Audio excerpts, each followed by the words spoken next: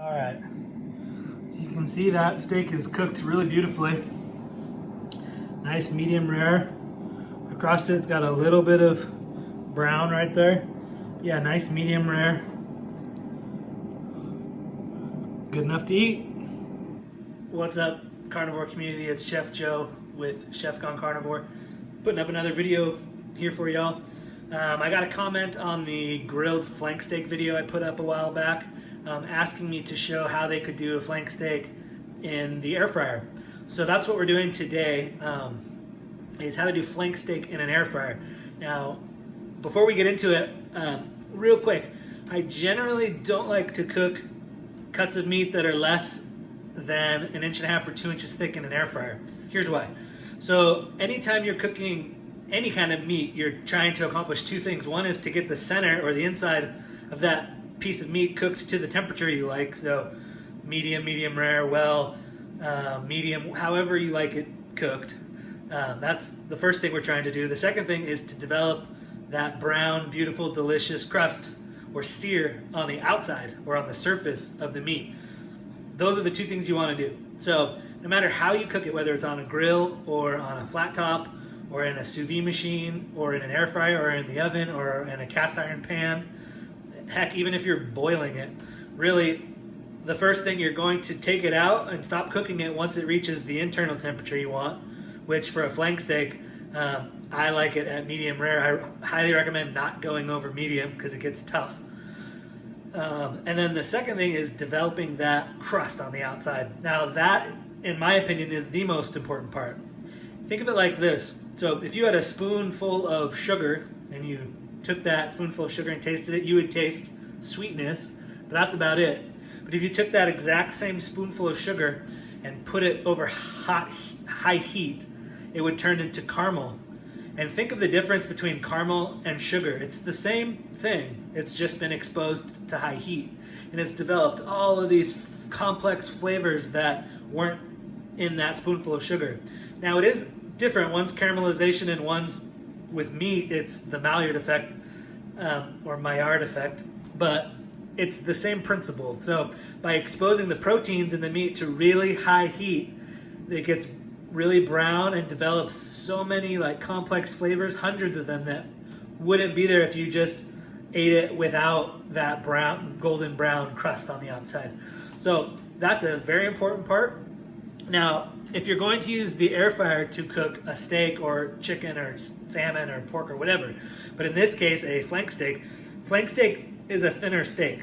You can't really get it thicker than what it is. That's the cut. So because it's generally thin, the thickest part of it is 1 inch. It cooks pretty quickly. So the inside of it will come to temperature 125 degrees fairly quickly. So it has a lot less time to develop that crust on the outside, which is what we want. So generally I recommend using a grill or a pan or something where the heat will be hotter than just the air in the air fryer. But if that's what you have to work with, like if you're deciding between an air fryer or an oven, go with the air fryer. It's going to brown it better than the oven's going to. But you're probably better off using like a cast iron pan or something where you can actually get a crust a lot quicker. And I'll do another video showing how to do that as well, but I wanted to get this one up for the air fryer. So we're going to look at the best way, if you had to cook a flank steak in the air fryer, what's the best way to go about it so that you get a nice brown, or at least as nice of a brown crust as you can in the amount of time that it cooks in the air fryer. All right, so this is usually how a flank steak comes. Most places you buy it. I believe I got this one at Costco. They sell it just like this. Now when I'm grilling this up, I just leave it whole because I have plenty of room on my grill for a piece of meat this big. It's just less for me to have to flip and turn. It's a little bit easier that way, but today we're cooking it in the air fryer. So I just, this is a little bit too big for that. So the easiest way to cut down a flank steak is just cut it into quarters, real simple. So I'm just gonna go right down the middle here. Like that. And then close to the middle here. I went a little bit closer to this side because I'm trying to keep the width of the steak fairly even. If you look here, it starts to taper down into a thinner section. So rather than cutting it way up here and having this one a drastic difference, I just cut it a little bit closer. But anyways, this is what we're dealing with now. This is about an inch thick. And this one is about an inch thick on this side and about a quarter of an inch thick on this end. So this guy isn't going to cook evenly. We just have to understand that going in, that there's only so much we're going to be able to do that with. Keep it evenly. We're just going to shoot for the thick part, cooking the way we want it to. But anyways, so just cut it into fourths like that, and then you've got individual steaks. So generally I don't recommend using the air fryer for thin steaks, but since this was specifically requested how to do flank steak in an air fryer, I thought I would give some ideas on how to get the outside as brown as possible. So let's look at some ways we can go ahead and get more color on a thin steak like this, with some tricks that might be able to help get some more browning on the outside. All right, so I got one of my steaks here. Now, one thing that helps with the browning process is oil of some sort, or fat of some sort, really aids in the browning of that surface of meat. So on the carnivore diet, we stay away from plant oils and seed oils and things like that. So really there's a few good options you have for a cooking oil. One is beef tallow or beef suet, which is rendered beef fat. Another one is bacon fat, which is a great option. And then also you could use clarified butter. I don't recommend using whole butter because the milk solids in there can burn at high temperatures. So that's why you'd want to use clarified butter instead of whole butter. Now I like to use bacon fat, and so I have whenever I make bacon, I just render the bacon fat, which you can see here, bacon grease. I made this in September. I just keep it in my fridge. It's a beautiful white. I put the bacon drippings through a coffee filter, and that takes out all the grit and all of the actual particles of meat, and it lasts so much longer, and it tastes way cleaner. So that's a tip for you, and I'll do a video on that at some point, but filter your bacon grease through a coffee filter into a mason jar instead of just pouring it directly into a jar, and then keep it in your fridge. And this will last months and months in the fridge, and I don't have to worry about it going bad because there's nothing in there other than just pure, beautiful white bacon fat. But it's still nice and smoky, which I like on my steak. So I just melted like a tablespoon of it here, and I'm just gonna brush it, just a nice thin layer. It doesn't have to be like drenched in oil, but just a nice thin layer on all the surfaces of this steak. Now, normally with a nice thick steak, you'd turn it over part way through cooking so that both sides can brown. But since this is such a thin steak, I'm actually not going to flip it. I'm going to leave it on one side the whole time, because what you'll notice in an air fryer, at least the type that I have, is the side that's down and not directly facing the fan just doesn't brown. It doesn't. And perhaps you have an air fryer that browns on the bottom better, but mine doesn't. And so this is so thin that if I were to turn it halfway through, neither side would get very brown. I'd rather have one side seared really nice and no sear on the other side, because then at least I'm developing those really nice flavors. But yeah, that's how I'm gonna do it. I'm just gonna leave it in and not flip it over. And I'm just gonna season it with some salt. Since it's what I'm used to, I use kosher salt, which is what we use in professional kitchens. But if you like Redmond's or a sea salt that you like or whatever, then feel free to use that. Just a nice thin layer on top. You can always add salt, a finishing salt, when it's done. If you over salt it, that's a bigger mistake. So always just go a little bit light on the first salting. You can always add more when it's done.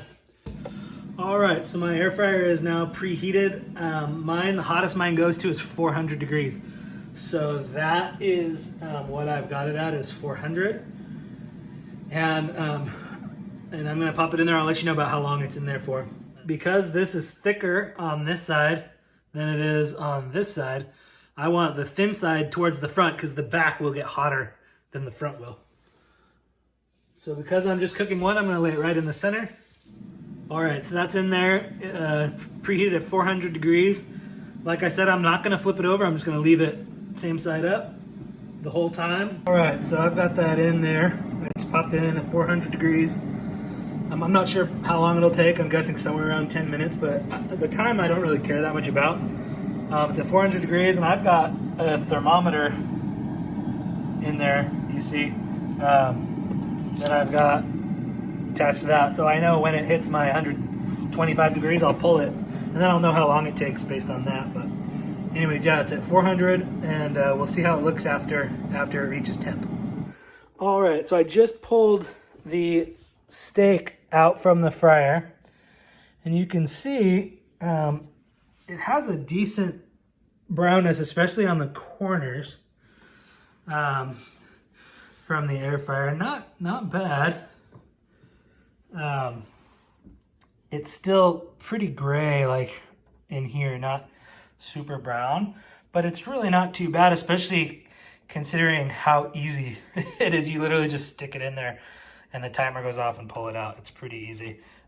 You can see when I pull it over that side, you got a little bit of brown like on the corners and edges here, but in here it's just kind of gray. But I'm okay with that. If I would have flipped this over halfway through, both sides would have looked kind of like that. That's definitely not what I want. So that is how it's come out. And you can see it's buckled a little bit, so it's a little bit thicker than when I put it in because the muscle fibers contract and it kind of puffs out in the middle here. I pulled it at 126 degrees. So I'm gonna let it sit for about 10 minutes and then we'll slice into it. Now, it was in the 400 degree air fryer for 8 minutes is how long this one was in there. Don't go exactly off of that. You can set that as like a guide, about 8 minutes, but you'll want to go off of temperature, because if yours is a tiny bit thinner or thicker than mine, it's going to come to 125 degrees at a different time than mine did. It'll be still right around that 8 minutes, but use your thermometer. Don't use the time. Just set the time as your guide and then take the temperature. Make sure it's the temperature you like and go off of that. But you can see it did brown up pretty decent in the air fryer just by setting it in there and brushing it with fat. So again, brush it with beef tallow or bacon fat or clarified butter or something like that, and it will help the browning process. If you do not have any of those things, fine. Just dry the piece of meat the way I show in all of the videos with a paper towel so it's nice and dry on the outside, and do it without fat. You'll still get some browning. It may not brown quite as much, but it'll be okay. All right, so here's the flank steak that we cooked in the air fryer. Let's see how it looks on the inside. Again, I'm looking for the direction of the grain, and you can see the grain runs that way. So I want to slice it this way.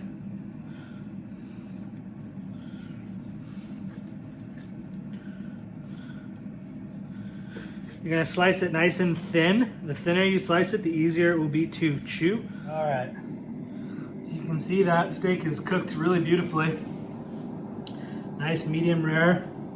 Across it, it's got a little bit of brown right there. Yeah, nice medium rare. Good enough to eat. And you can see, because I rested that steak, my cutting board is not pooling with juice. If I were to have cut this as soon as I pulled it out of the, now look at all that juice. See, if I would have cut this once I pulled it out of the air fryer, all of that juice that's coming out when I squeeze it would be all over this cutting board. Instead, by resting it for 10 minutes, all that juice distributed back into the meat, and so now these pieces of steak are nice and moist. All right, hopefully that video was helpful for those of you who like to use an air fryer to cook steak. Specifically, Robin, thanks for the suggestion. Hopefully that helps you out. If you liked this video, give it a thumbs up. If you'd like to see more, go ahead and subscribe. I'm going to be posting videos like this one and others that'll help you in the kitchen as we go. And subscribe, and you'll get notified when they come up. Appreciate your support, and thank you.